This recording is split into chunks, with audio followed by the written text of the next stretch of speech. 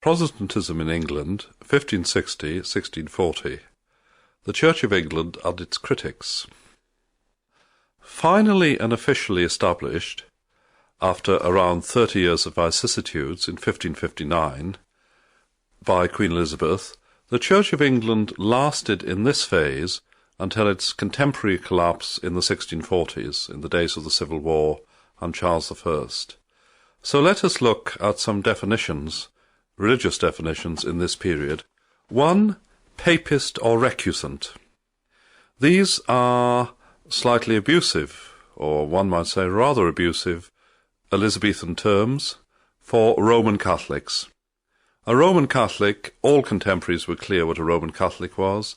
He was a Catholic loyal to the international spiritual monarchy of the Pope, just as today, and they are not the subject of this talk. 2. Arminian Laudian, or a more modern term might be Anglo-Catholic or High Churchman. This sect rose to prominence and indeed briefly to dominance within the Church of England in the 1620s and 30s. Their modern descendants are Anglo-Catholics.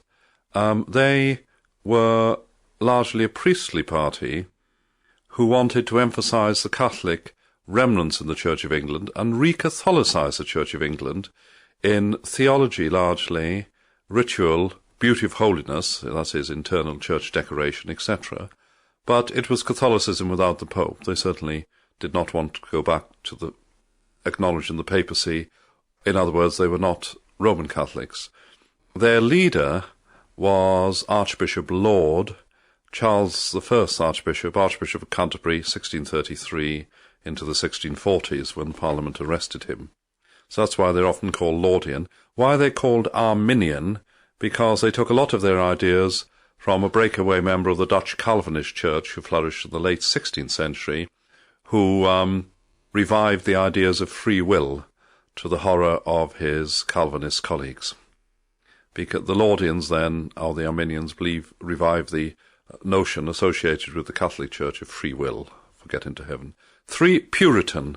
The term Puritan is one of these words which is bandied around rather vaguely and generally, like fascist, communist, racist, or left-wing today. The problem with it, it's a very imprecise portmanteau term. Who counts as a left-winger today? Much depends on your own prejudices and standpoint. And a lot of ink has been spilled trying to define what a Puritan is or was. Basically, English Puritans, well, it's a term confined to England or the English tradition, derived from John Calvin, or the teachings of John Calvin, some sort of variant. They tended to believe in predestination, in a rather severe and simple church service, an emphasis on the Bible study, an emphasis on Christ, certainly not on the Virgin Mary, emphasis on singing psalms. So that is the common denominators. But once you've said that, the Puritan movement is very wide-ranging, and at its borders you can argue whether someone was a Puritan or not. In England, in this period, we can discern 3 principal factions. One is what might be called Episcopalian Puritans, Puritans who accept the structure, the government of the Church of England, that is, bishops and the monarch as the supreme governor. They're not against bishops, but they want a service purged of Catholic remnants and much more like the Genevan model of Calvin, so a simpler, severer service and a stern whitewashed church. No candles on the altar, in fact a communion table in the middle of the church, that sort of thing. But basically, they don't want to rock the boat too much. Elizabeth's problem was that most keen Protestants were a bit like this in her reign, whether the clergy or the gentry. 2. Presbyterians, very similar, but they wanted to get rid of bishops as well. They wanted a church like the then Scottish Church or the Genevan Church, which was governed by sort of committees of elders and, guess what, clergymen, but without a superior sort of clergyman, the bishop, over them. They were essentially a clerical movement. Many gentry who were Puritan in the first sense wouldn't support Presbyterianism because they thought it gave too much power to the clergy. Under the settlement as it was, the local gentry often appointed the parish clergyman. Under Presbyterianism, the clergyman might make a comeback. 3 separatists, more extreme Puritans, the ancestors of the Civil War sects of the 1640s, who didn't want a state church of any sort. Unlike 1 and 2, who believed in a state church, the separatists, later called independents, believed that every congregation should be self-governing. That, of course, none of the elite could put up with from the Queen downwards, because religion was the main transmitter of the ideas of those in control to the masses, and a separatist self-government church doesn't just mean a private religious affair as it does now. It means that you're almost claiming self-government for yourself in most areas of life, and obliquely, whatever you said in public, you were saying, we won't bother to obey the Queen or the local squire, etc. So separatists were quite viciously persecuted in the 1590s. One example of a separatist is Martin Marr prelate. No one knows who he really was, their theories, but he wrote pamphlets advocating separatism in London in 1589. But they were an extreme fringe, a radical lower-middle-class fringe. The Pilgrim Fathers were separatists, and significantly, they were in exile in Amsterdam before they sailed to America. They came back to Plymouth to equip themselves out, but in 1620, before they went to what became New England, they were in exile in Amsterdam. The Dutch were more tolerant. Besides these factions within Protestantism, you might say, what about pure Anglicanism? Well, for a long time, in Elizabeth's time, until the Laudians arose, the juxtaposition, which you find rather clumsily in many history books, and in the popular mind of people who know little history but not very much, that there were Puritans over here and Anglicans over there, is total misreading. Most moderate Puritans were Anglicans, or most moderate Anglicans were Puritans. It's only after 1660 you get this sort of division. A greater problem, which all sincere Christians of all denominations or persuasions had to deal with, is popular superstition. A lot of the ordinary people were not properly Christian at all, but in any mode, but exhibited a hodgepodge of regrettable trait, incomprehension, poor understanding of Christianity, pre-Christian superstitions, drunkenness, debauchery, and sinning. Well, some of the elite could be sinners as well. And religious activists of all sorts wanted to try and get rid of this this behaviour. The Puritans, very unfairly, called it popish survival. But in fact, if you look at contemporary Roman Catholic clergy on the continent or underground in England, they also deplored it.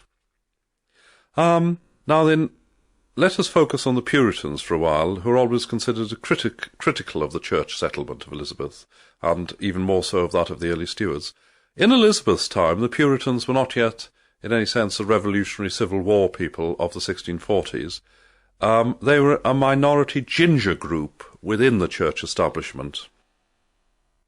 They annoyed the Queen because they ran counter to her wish for comprehension. Elizabeth's church, Salmon Whitley said, was not concerned so much with the peace of the kingdom of God as the peace of the kingdom of England. Elizabeth wanted to make it as wide as possible, crudely speaking, Protestant doctrine, but a lot of Catholic ritual, so Catholic-minded people who weren't attached to the Pope could feel comfortable in it. She didn't want to drive Catholic-minded people into the arms of Rome by imposing a severely Calvinist church. Also, Elizabeth was a rather conservative Protestant and certainly a pre-Calvinist one. She had conformed during her sister's Mary's reign, the Catholic reaction, and had never been in exile in Geneva.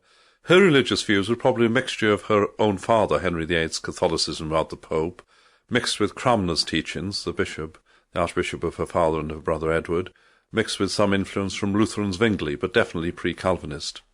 The only problem is, for her, that the Calvinists were the most enthusiastic group of Protestants, particularly the ones who had been in Marian exile. The most obnoxious to her of all was the Scotsman John Knox, whom she sent packing back to Scotland, and he was a Protestant Ayatollah figure. Within a few years he'd overthrown Mary's Catholic papist cousin, Mary Queen of Scots, and set up a sort of theocracy in Scotland.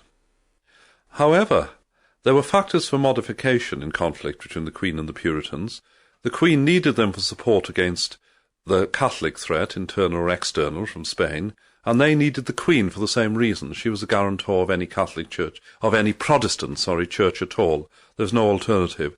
It was not a question of either having Elizabeth's halfway house or a fully fledged Calvinist church. It was a question of having Elizabeth's, they thought, imperfectly reformed church, or having a Catholic comeback. So they and the Queen had to prop each other up.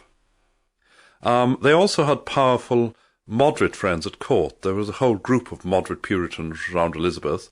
For the Earl of Leicester, who, a peculiar character in some ways, his lifestyle was anything but Puritan. I won't go into the details, you can imagine. Lots of girlfriends, including, briefly, the Queen herself. At least he wanted to marry her. But, nevertheless, he seems to be in sincerely Puritan and religious way. His brother Warwick, the Earl of Bedford, the Russell Earl, that is, Sir Francis Walsingham, head of Elizabeth's Secret Service, all very strongly Puritan sympathisers at court.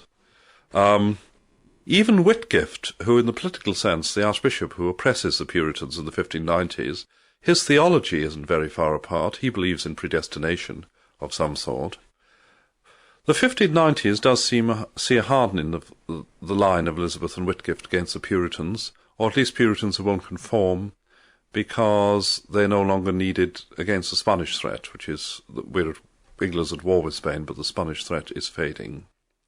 The separatists get particularly badly treated, and some of them are executed. As for moderate, mainstream, middle and upper-class Puritans, they decide to conform, more or less.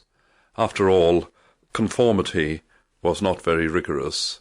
You just had to read the prayers and formaries. You didn't really have to decorate the church in an elaborate Anglo-Catholic way that hadn't been revived. So it's probable that out in the shires, the squire and parson had a semi-Calvinist service anyway. Well, James I now, the Scottish monarch, Elizabeth's cousin, succeeds in 1603, dies in 1625. He's very anti-Puritan in theory, paradoxically being brought up by the church that many English Puritans thought was ideal, the Scottish Kirk. James didn't like it because they brought him up. He was brought up in it. They were always tactfully on about his wicked, popish, whoring mother, whom he didn't know. His tutor was a severe Scottish Calvinist clergyman called Buchanan, learned in Renaissance learning, who used to beat him badly. The Calvinists, although they tolerated monarchy, had no great respect for it necessarily. Buchanan used to boast that he had tanned the arse of the Lord's anointed. When James was 16, sitting in St. Giles's Cathedral in Edinburgh, he was just beginning to flap his wings as an adolescent king. The preacher referred to him from the pulpit as God's silly vassal. No English preacher preaching to an English monarch in the 16th century ever did that. So James loved the Anglican elements of the English church, and he assimilated the English Puritans to the Scottish Calvinists, and he was determined to put them down. At the Hampton Court Conference in 1603, he said, "Conform, or I'll harry you out of the land." In spite of all this, though, James didn't in fact oppress the moderate Puritan element in the Church of England. He promoted churchmen of various shades of opinion, including the young High Churchman William Laud got a bishopric, but only the bishopric of St. David's. And the Archbishop of 1609 into the 1620s, Archbishop Abbott, had Puritan sympathies. Now the Puritans had long had a programme for remedying the problems of the church, pluralism, lack of an educated preaching clergy in some areas, and that's one reason why they got a lot of support. They were a positive group who wanted to, besides their specific theology, they wanted to right the shortcomings of the church. Now, however, in the 1620s, they were rivaled by the Arminians, the High Churchmen, who also had this sort of programme, and their leader was William Laud, 1573-1645. In 1625, James died. His young son Charles, the ill-fated Charles I, comes to the throne. Whereas James had balanced religious factions within the church in his promotions, Charles gives the Arminians their head. 1628, Laud is Archbishop of London. 1633 is Archbishop of Canterbury. And, in fact, he runs the church as Archbishop of London because Archbishop Abbott is too ill. And in the 1630s, you get an active re-Catholicizing program of the Church of England, spearheaded by Laud, backed by the King. It's, in fact, you get a sort of extremism from above, a sort of revolution from above. And this forces the vast mass of moderate Puritans in the country, both clerical and lay, into opposition. They are probably the largest element in the Church of England, a sort of moderate Puritanism. Moderate Puritanism, you might even say, is the established religion of the country. It's not anti-Episcopalian, it's not anti-royalist. However,